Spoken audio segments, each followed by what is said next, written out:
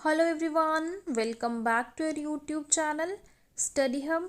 आज के इस लेक्चर में हम ओपन सोर्स सॉफ्टवेयर पढ़ेंगे एंड क्लोज सोर्स सॉफ्टवेयर पढ़ेंगे और उनमें हम डिफरेंस देखेंगे। क्या डिफरेंस रहता है open source and close source software में। प्रीवियस कुछ लेक्चर्स में हमने सॉफ्टवेयर स्टार्ट किया था। जिन्होंने नहीं देखा है वो चैनल में जाके ज़रूर विजिट करना। हमारे सारे लेक्चर्स हैंड रिटन मटेरियल से कवर हैं। अगर आपको हमारे वीडियोस लेक्चर्स अच्छे लगते हैं तो लाइक सब्सक्राइब एंड शेयर ज़रूर करना। सो चलिए स्टार्ट करते हैं ओपन सोर्स सॉफ्टवेयर के साथ। Open source software is related to source code. देखो, सोर्स कोड जो है ना, ये एक कोड होता है सॉफ्टवेयर का। इसको प्रोग्रामिंग लैंग्वेज में लिखा जाता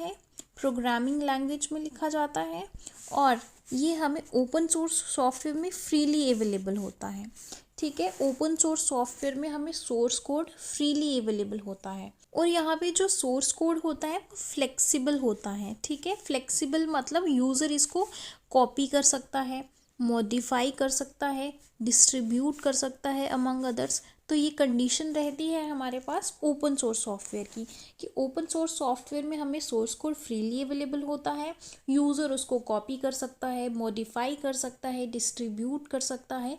तो ये कुछ ओपन सोर्स सॉफ्टवेयर का एक फीचर है। ठीक है, can be easily installed into the computer. हमें इजीली अवेलेबल होता है तो हम इसको इजीली इंस्टॉल भी कर सकते हैं। क्लोज सोर्स सॉफ्टवेयर की बात करें तो क्लोज सोर्स सॉफ्टवेयर, क्लोज मतलब इसमें हमारे पास जो सोर्स कोड है वो प्रोटेक्टेड है, एनक्रिप्टेड है, लॉक्ड है। ठीक है, लॉक्ड है। यहाँ पे हमारे पास सोर्स कोड, यहाँ पे हमारे पास सोर्स कोड अवेलेबल नहीं होता है, हम सोर्स कोड को एक्सेस नहीं कर सकते हैं। यहाँ पे लिमिटेड फ्लेक्सिबिलिटी होती है। यहाँ पे यूज़र इसको कॉपी नहीं कर सकता, मॉडिफाई नहीं कर सकता, डिलीट नहीं कर सकता। ठीक है, क्लोज सोर्स सॉफ्टवेयर में हमारे पास सोर्स कोड ही नहीं होता, हम उसको कैसे कॉपी करेंगे, कैसे मॉडिफाई करेंगे, है ना। क्लोज सोर्स सॉफ्टवेयर मतलब वो क्लोज है, लॉक्ड है, तो हमारे पास उसका सोर्स कोड नहीं होगा। सोर्स कोड नहीं होगा तो हम उसको कॉपी मॉडिफाई डिलीट नहीं कर सकते हैं। ओपन में हमारे पास फ्रीली अवेलेबल होता है, वहाँ पे हम कॉपी मॉडिफाई डिस्ट्रीब्यूट कुछ भी कर सकते हैं, है ना। और क्लोज सोर्स सॉफ्टवेयर में भी हमें पेमेंट करती हैं इस सॉफ्टवेयर को यूज़ करने के लिए। ठीक है, ओपन सोर्स सॉफ्टवेयर जो है, इसका साइन, इसका आइकन कह सकते हैं, ये कुछ आइकन रहता है जिसका एरो डाउनवर्ड्स होता है इस तरीके का। This is the icon of open source software. Close source software की बात करूँ तो उसका आइकन कुछ ऐसा रहता है जिसमें कि एरो जो है अपवर्ड्स होता है। ये कुछ आइकन साइन रहता है क्लोज सोर्स सॉफ्टवेयर का।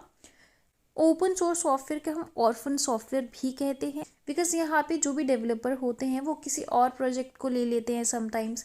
तो इसको हम ऑर्फन सॉफ्टवेयर इसलिए कहते हैं कि इसका मेंटेनर कोई नहीं होता, इसको मेंटेन करने वाला कोई नहीं होता। तो क्लोज सोर्स सॉफ्टवेयर को हम प्रोप्राइटरी सॉफ्टवेयर भी बोलते हैं। ठीक है, close source software is also known as proprietary software. ठीक है, इतना समझ आ गया। सो चलिए नेक्स्ट चलते हैं।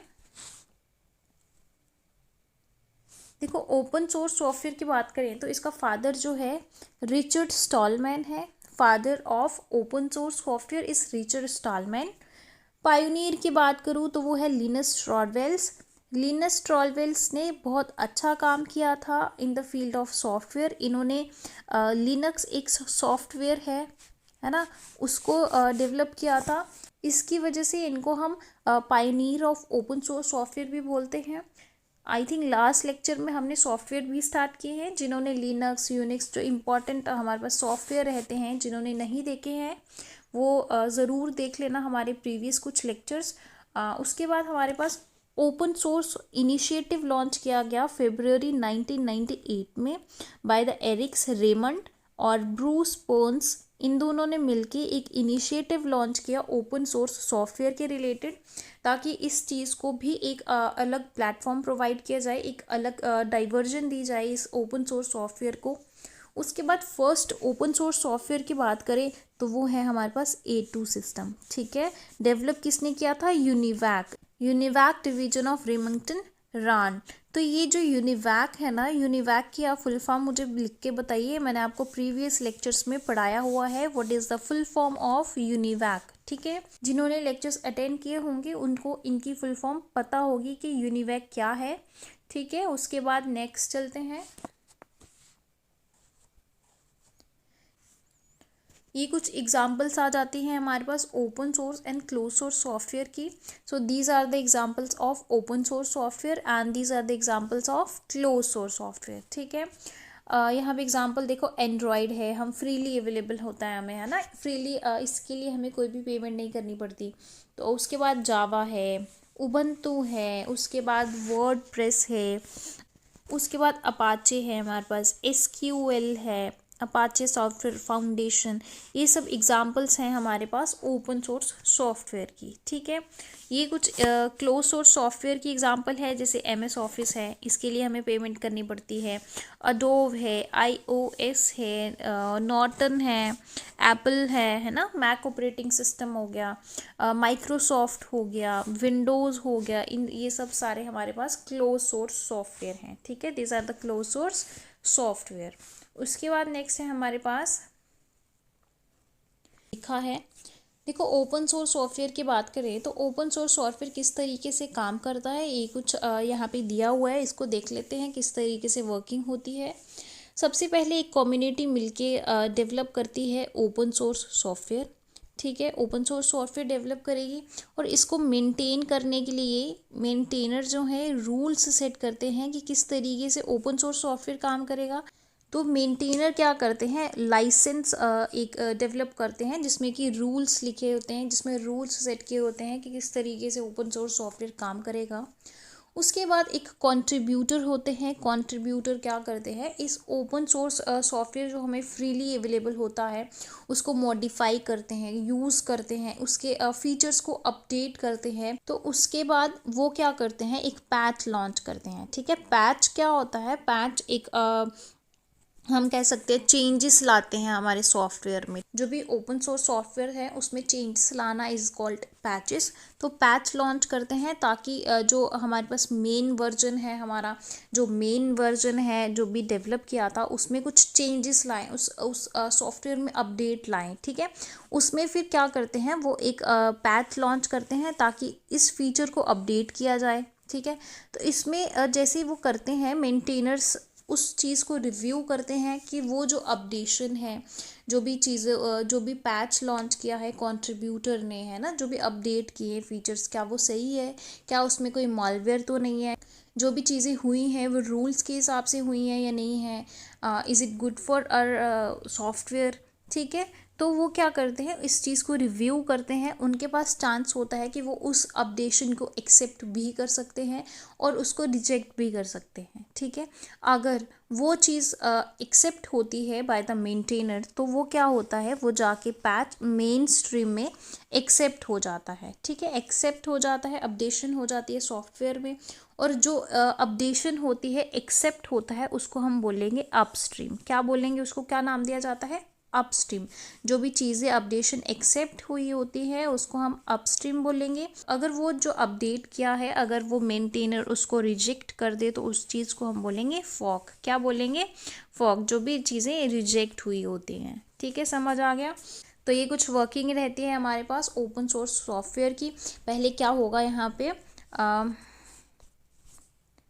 पहले यहाँ पे क्या होगा, कम्युनिटी मिलके डेवलप करेगी, मेंटेनर रूल्स सेट करेंगे किस तरीके से काम करना है लाइसेंस में।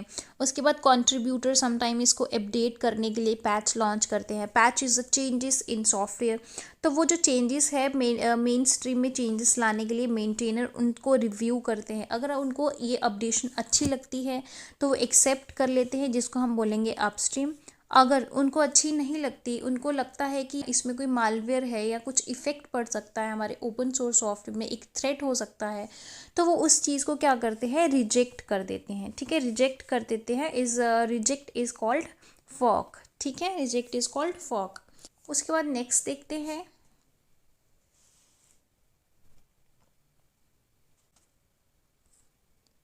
नेक्स्ट है हमारे पास कुछ लाइसेंस जो भी इस ओपन सोर्स सॉफ्टवेयर में काम आते हैं। ये कुछ मेन लाइसेंसेस हैं।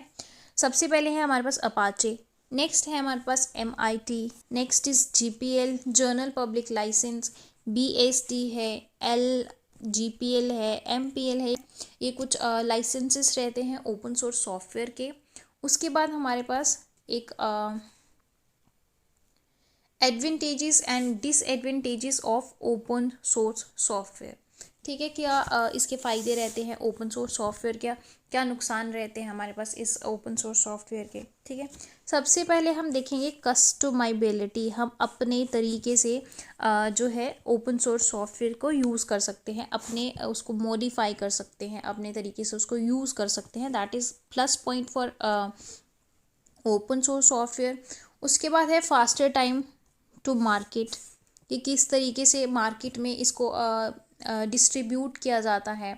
उसके बाद है एक्सपेरिमेंटेशन, इसमें हम अपने तरीके से एक्सपेरिमेंट करके अपडेट ला सकते हैं फीचर्स में, इनोवेशन कर सकते हैं। रिड्यूस वेंडर लॉक इन, कि किस तरीके से हमारे पास कोई चॉइस नहीं रहती और सॉफ्टवेयर यूज़ करने की।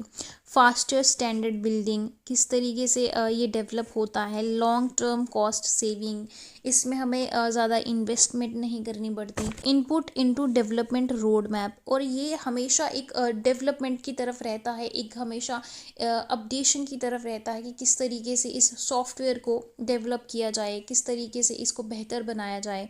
ठीक है, ये कुछ प्लस पॉइंट्स हैं। और कुछ एडवांटेजेस की बात करें तो ये चीप कह सकते हैं हम, समटाइम्स फ्री भी अवेलेबल होते हैं, हमें मॉडिफाई कर सकते हैं, इसमें इम्प्रूवमेंट्स होती हैं, कंट्रीब्यूट कर सकता है कोई भी इसमें। एक स्टेबल सोर्स है, ये ओपन सोर्स सॉफ्टवेयर है। सिक्योर भी कह सकते हैं क्योंकि इसमें बहुत सारे कह सकते हैं इसमें मेंटेनर रहते हैं, तो सिक्योर भी कह सकते हैं। इसमें काफ़ी सारे लोग यहाँ पे इन्वॉल्व होते हैं बग रिमूव करने के लिए, कोई मालवेयर है उसको रिमूव करने के लिए। ठीक है, ये कुछ एडवांटेजेस रहते हैं ओपन सोर्स सॉफ्टवेयर की। डिसएडवांटेज की बात करें तो लेवल ऑफ सपोर्ट, तो इसका जो हम लेवल ऑफ सपोर्ट है ना, हम कह सकते हैं थोड़ा कम हो जाता है। Sometimes customisation can jeopardise support. Intellectual property concern रहते हैं यहाँ पे। लैक ऑफ डॉक्यूमेंट्री या ग्राफिकल यूज़र इंटरफेस रहता है, अपनी तरीके से यहाँ पे इंटरफेसेस होते हैं। द प्रिजनर्स डायलेमा, काफ़ी सारे इसके नेगेटिव पॉइंट्स होते हैं।